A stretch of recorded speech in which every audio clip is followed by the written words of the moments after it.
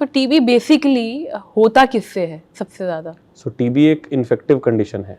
यहाँ पे वातावरण के अंदर कोई भी एक ऐसा बैक्टीरिया जिसे माइकोबैक्टीरियम ट्यूबरकुलोसिस कहते हैं, वह किसी को भी एक्सपोज होगा तो उसे टीबी हो सकती है। नॉर्मली ये बैक्टीरिया इतनी देर तक वातावरण में नहीं रह सकता है, तो ये बैक्टीरिया हमें मिलता कैसे? अपने किसी आस पड़ोस वाले से जिसको टीबी की बीमारी से ग्रसित हो। अच्छा। अब हमारे देश में हम कफ हाइजीन को तो प्रैक्टिस करते नहीं है, खांसी आए तो कभी हाथ नहीं रखते, मास्क नहीं पहनते, रुमाल नहीं इस्तेमाल करते, एंड अगर बीमारी हो तो उसको ट्रीट नहीं करते। अगर हम उसको प्रॉपरली ट्रीट कर ले तो हम किसी और को टीबी नहीं फैलाएंगे। टीबी का तो एक जो हमारी सोसाइटी में, जो हमारे कम्युनिटी में एक जो प्रेवलेंस है वो इसीलिए है क्योंकि कंटिन्यूअसली एक से दूसरे में स्प्रेड हो रही है। ये बैक्टीरिया रुक नहीं रहा है। अगर हम सब प्रॉपर तरीके से इलाज करें, कफ हाइजीन प्रैक्टिस करें, तो हम इस चीज को काफी हद तक रोक सकते हैं। अब हमारी देश की गवर्नमेंट भी इस साल चाहती है, एंड टीबी स्ट्रैटेजी पे काम हो रहा है, 2025 एंड टीबी स्ट्रैटेजी है, दवाइयां बराबर मिल रही हैं, लेकिन लोग जब प्रॉपर तरीके से अपना ट्रीटमेंट नहीं कराएंगे और इस चीज़ के लिए सतर्क नहीं रहेंगे, और अगर उन्हें एक्टिव टीबी है और अपने आस पड़ोस वालों को नहीं बचाएंगे, तब तक हम इस बैक्टीरिया के फैलने को नहीं रोक पाएंगे। टीबी के कुछ बेसिक लक्षण जो अर्ली वार्निंग साइंस हैं जिनको अगर हम टीबी की बात करें तो टीबी के सबसे कॉमन लक्षण है जो हर दीवार पे लिखा है, 2 हफ्ते से ज्यादा खांसी हो, 2 हफ्ते से ज्यादा टीबी के लिए इवैल्यूएट कीजिए। इस खांसी को साधारण वायरल कफ या फिर एक इन्फेक्टिव कफ समझ के नहीं ट्रीट करें। अगर आपको खांसी है, हल्का बुखार आ रहा है, खांसी के साथ बलगम आ रहा है और उसको 2 हफ्ते हो चुके हैं, सबसे पहली चीज जाके एटलीस्ट एक बलगम की जांच करा लीजिए, जो कि किसी भी स्वास्थ्य केंद्र पे सरकार की तरफ से मौजूद है। उस बलगम की जांच से ही आपको 95 to 97% पता लग जाएगा कि आप टीबी से ग्रसित हैं भी या नहीं। तो लंग कैंसर में वापस आते हैं, तो क्या लंग कैंसर इतना डेंजरस हो सकता है कि जो डेथ तक भी हो सकती है?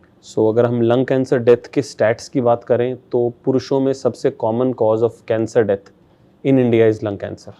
हमारे देश में अगर हम कैंसर की नंबरिंग करें तो पुरुषों में सबसे common cancer is lung cancer, उसके बाद मुंह का कैंसर जो कि खैनी गुटखा खाने के कारण होता है।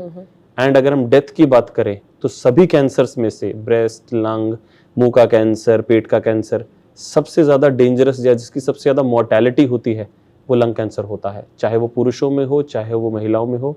इस कैंसर के सब कुछ करने के बावजूद भी मरने की संभावना मरीज के सबसे ज्यादा रहती है। मतलब ये ट्रीटेबल नहीं है? नहीं। आप एक चीज होती है ट्रीटेबल, कि आप उसे ट्रीट कर सकते हो, लेकिन आप उसे खत्म नहीं कर सकते। एक चीज होती है क्यूरेबल।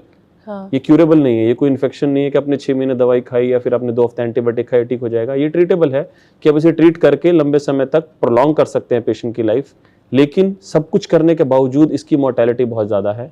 और इसका सबसे बड़ा रीजन है लंग कैंसर के 80 to 90% पेशेंट्स जब पहली बार पकड़ में आते हैं तो वो ऑलरेडी स्टेज 3 या स्टेज 4 में जा चुके होते हैं, जहाँ पे हमारे पास उनको ऑफर करने के लिए बहुत कुछ नहीं होता। और ये रीजन क्यों है, क्योंकि इतनी लेट में क्यों डिटेक्ट? अभी जस्ट आपने कहा हम खांसी आती है, सांस फूलती है, हम उसे इग्नोर कर देते हैं, बहुत छोटे-छोटे सिम्टम्स इग्नोर करते हैं हम। जब हम एम्स में, when I was doing my DM at AIIMS, तो एम्स में हम लोगों ने एक अध्ययन किया कि लगभग 2,500-3 हजार पेशेंट्स का हमारे पास डाटा था, जिनको हमने आइडेंटिफाई किया कि इनमें से कितने पेशेंट थे जो स्टेज 1 स्टेज 2 में है। आप विश्वास नहीं करेंगे, हार्डली 10 से 15 पेशेंट थे जो अर्ली स्टेजेस में हमारे पास डिटेक्ट हुए। 70 to 80% पेशेंट हमारे पास स्टेज 3 या स्टेज 4 में आए।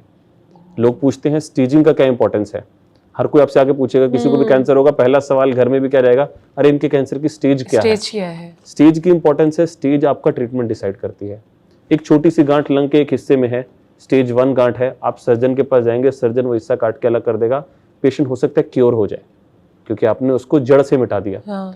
एक इंसान जिसकी एक गांठ लंग में है, उसके अलावा वो लीवर तक पहुंच चुकी है, हड्डियों तक पहुंच चुकी है, आप हर जगह सर्जरी नहीं कर सकते। ये स्टेज 4 हो गई जहां पे सर्जरी ऑप्शन आपका खत्म।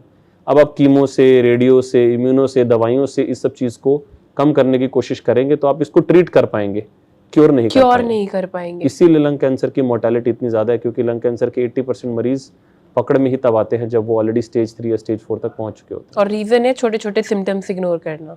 भगवान ने लंग्स 2 दिए, बहुत बड़े दिए, तो सिम्टम भी आने में बहुत बार इतना टाइम लग जाता है। अगर एक छोटी सी गांठ किसी के लंग्स में हो गई, उसे सिम्टम नहीं आएगा जब तक वो गांठ इतनी बड़ी ना हो जाए कि उसे सांस फूलने लगे या खांसी आने लगे या खांसी में ब्लड आने लगे। तो इसी कारण से कई बार हमारा जो इतना रिजर्व है लंग्स का, ये हमारे अगेंस्ट काम कर जाता है क्योंकि हम पिक नहीं कर पाते इस चीज को जल्दी। ठीक है, अगर हम बात करें, मतलब आपने तो बिल्कुल मैं क्या कहूँ डरा ही दिया मतलब अगर हम प्रिवेंशन लेवल पे बात करें तो हाउ टू प्रिवेंट, यस, सो ये बहुत इंपॉर्टेंट पॉइंट है कि प्रिवेंट कैसे करें। हम हिंदुस्तान में प्रिवेंशन की बात करते ही नहीं है, हम हमेशा ट्रीटमेंट की बात करते हैं। ट्रीटमेंट हम पे तब सीधा जगते जाते हैं हैं। जब ऑलरेडी देर हो चुकी होती है। प्रिवेंशन में अब हमें कुछ लोगों के बारे में पता है कि जिनको होने की संभावना ज्यादा है, जो एक्टिवली स्मोक कर रहे हैं, जो लोग ऐसे माइंस इंडस्ट्रीज में काम कर रहे हैं, जो लोग चूल्हे पे काम कर रहे हैं, जिन लोगों को पहले टीबी हो चुकी है और उनको कुछ स्कार वगैरह है। इन लोगों के लिए एक सिंपल सा स्ट्रैटेजी प्रिवेंट करने की कि ये लोग अपना रूटीन हेल्थ चेकअप कराएं, जिसमें एक एक्सरे करा लिया या एक लो डोज सीटी स्कैन एक साल में अगर एक बार भी करा लिया, तो अगर कोई एक छोटी सी गांठ भी होगी तो वो पकड़ में आ जाएगी। उसका आप प्रॉपर बायोप्सी करके डायग्नोसिस बनवा लेंगे एंड प्रॉपर ट्रीट कर लेंगे। नॉट इन आर कंट्री, अगर हम बात करें बाकी सब विदेशी कंट्रीज में या वेस्टर्न कंट्रीज में क्या हो रहा है, 55 साल से ऊपर के व्यक्ति जिन्होंने 15 साल से ज़्यादा स्मोकिंग की है, उनको बाय डिफॉल्ट एक रूल है कि उन्हें हर साल जाके एक अपना लोडो सीटी स्कैन कराना है। अच्छा, चेस्ट का, अगर वो लोडो सीटी स्कैन चेस्ट का कराते हैं, उसमें कोई भी छोटी गांठ की शुरुआत में पकड़ में आ जाता है, तभी के तभी उन्हें सर्जरी करके ठीक कर दिया जाता है, रेदर देन वेट किया जाए कि क्या हो। हमारे यहाँ अगर आप किसी पेशेंट को बोल दीजिए कि आपको एक एक्सरे भी कराना है, पहले तो वो 10 बार एक डॉक्टर से पूछेगा कि डॉक्टर साहब इस एक्सरे को कराने का फायदा क्या है, जब मुझे सिम्टम नहीं है मैं एक्सरे क्यों कराऊं।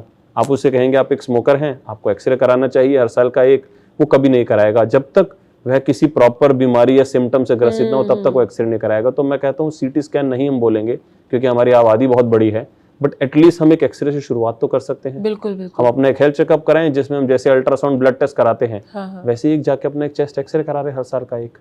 अगर कोई बीमारी शुरुआत में पकड़ में आ जाएगी तो हम उसे अच्छे से ट्रीट कर पाएंगे।